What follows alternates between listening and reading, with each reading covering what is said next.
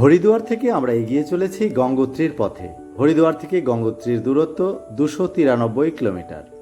হরিদ্বার থেকে মাত্র কয়েক কিলোমিটার যাবার পরই এরকম পার্বত্য পথের মধ্যে দিয়ে আমাদের যেতে হচ্ছে।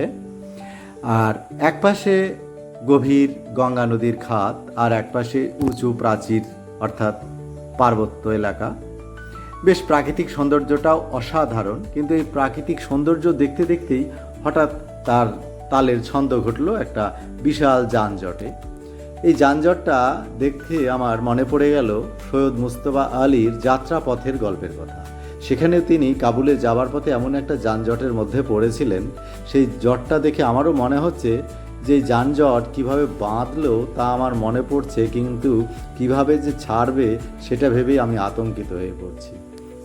আমরা একপাশে আমাদের গাড়ি নিয়ে দাঁড়িয়ে আছি, আর আমি গাড়ি থেকে নেমে পার্বত্য সৌন্দর্য উপভোগ করার চেষ্টা করছি। খুবই সুন্দর লাগছে। আজ 21 মে 2026 সাল।